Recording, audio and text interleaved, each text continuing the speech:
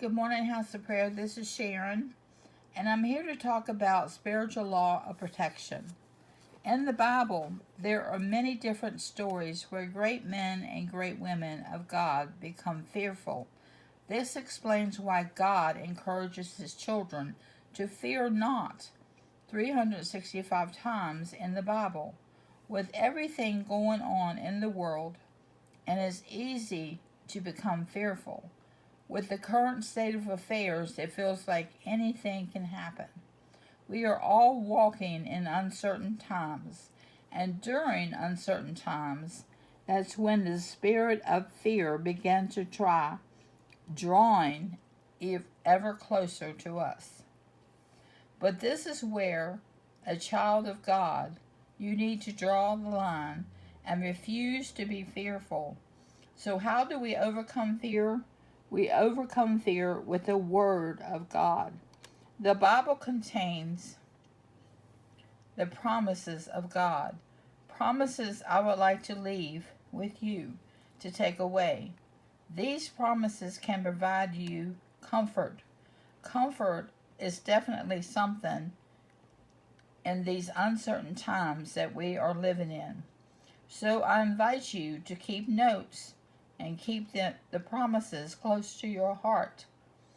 They are yours. Does it ever feel like you are being attacked? As if the enemy after enemy is continually hurling things in your direction? It seems like it's always something. God wants you to know that even those situations, many come at you, and you may feel overwhelmed. You must not lose faith.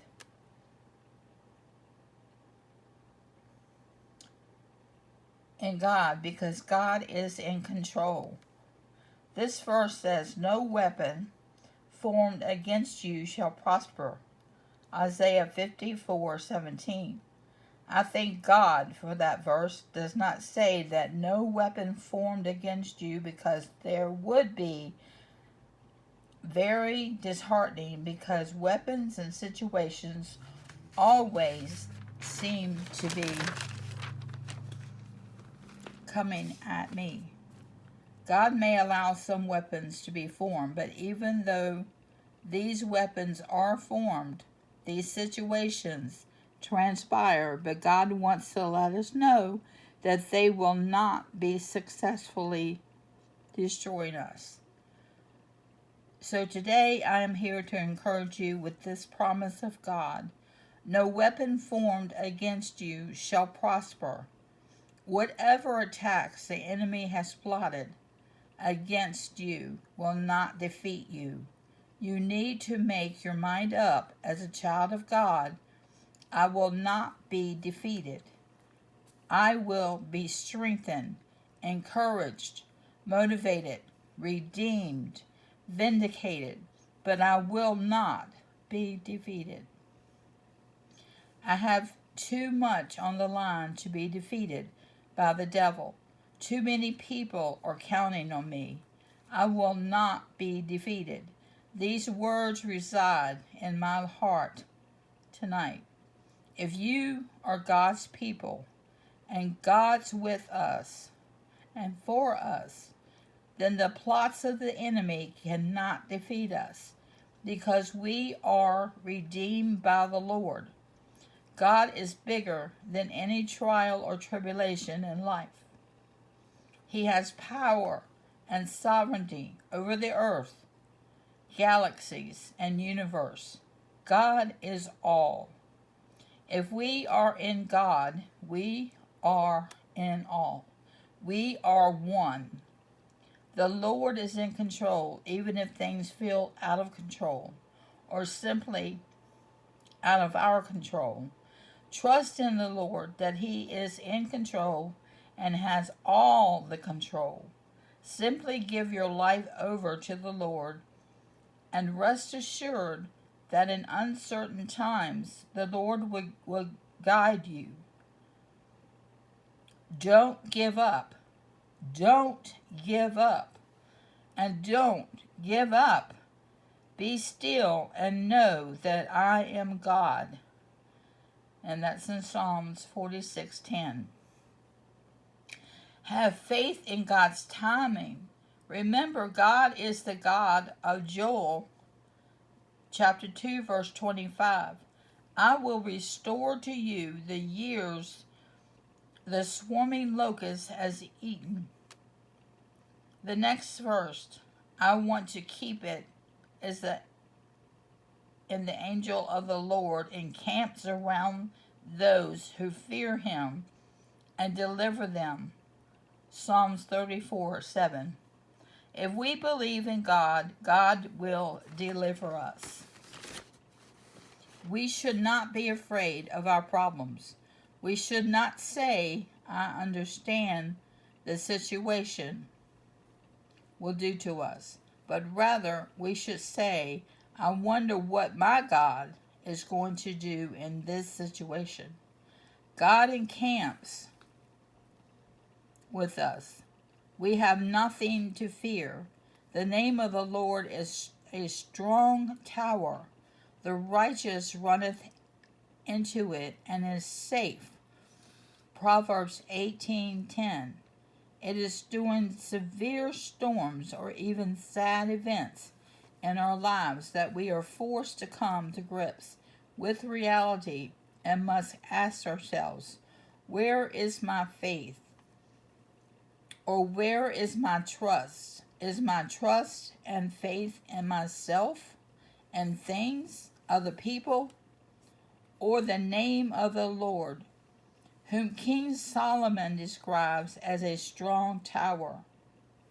Where will we run to and be safe from hurt, harm, and danger? Storms are often looked at as something bad, but it is the storms of life that is driving force to make us answer the above question and in turn run for shelter. Sometimes God uses storms, fiery furnaces, and troubled waters to get us sailing into the direction we should have been going in prior to the storm. Believe it or not, but sometimes it takes a storm to know we are in need of a shelter. If it is the storm of life, we are reminded of our desperate need of God. As it is in the natural, so it is in the spirit. When the storms of life comes, we need a shelter, a sure foundation called Jesus, to call our storms. Jesus, indeed, our hiding place. He is described in Psalms 46:1 as refuge or strength, a very present help in the time of trouble, the spirit and mental storm which we are unavailable in all of our lives.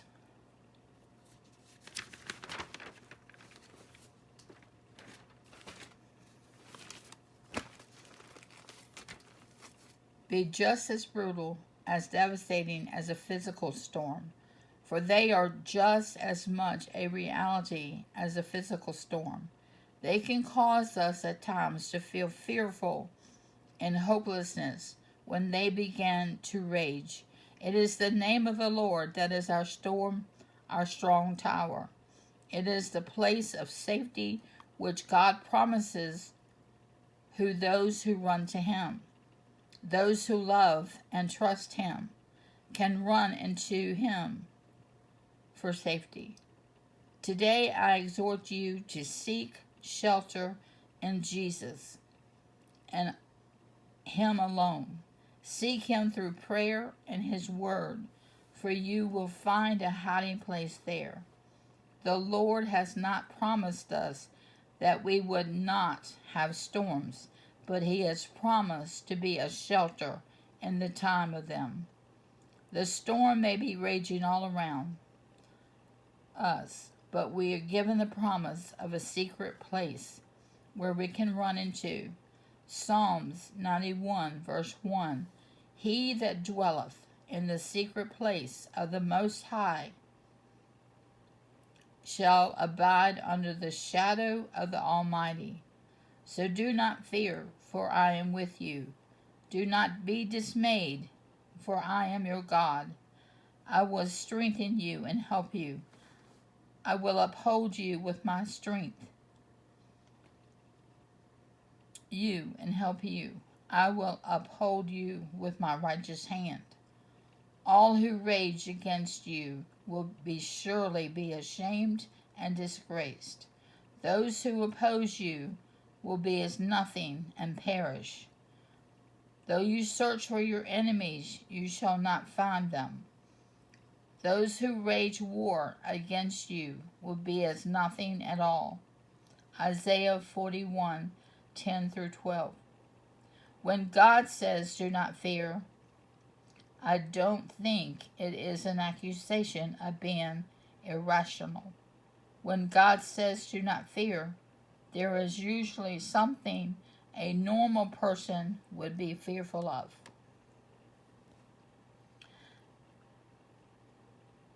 But you are not normal. You are a chosen child of God, and you should not fear. So whatever your situation, no matter how much fear this situation calls for, do not be afraid. The Lord will keep you from all harm. He will watch over your life. The Lord will watch over your comings and going, both now and forever. Psalms 121, 7 and 8. This psalm has been a source of great comfort and encouragement in very different times in our lives.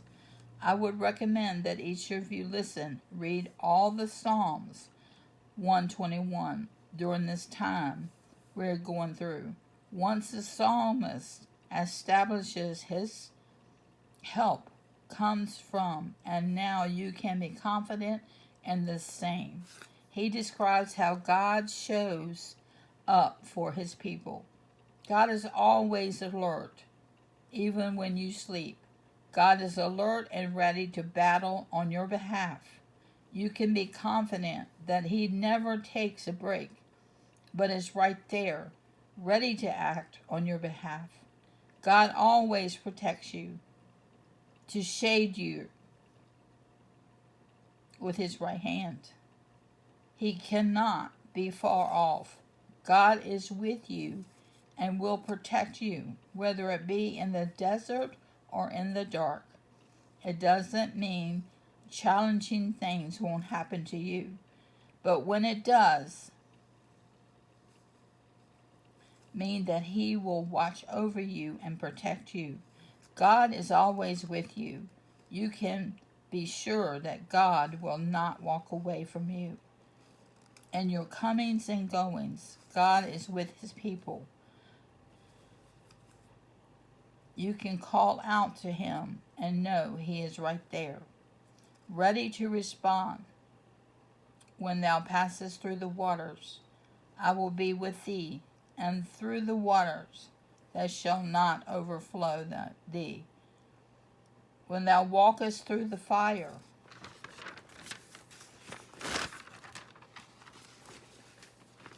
thou shalt not be burned, neither shall the flame kindle upon thee. Isaiah 43, verse 2.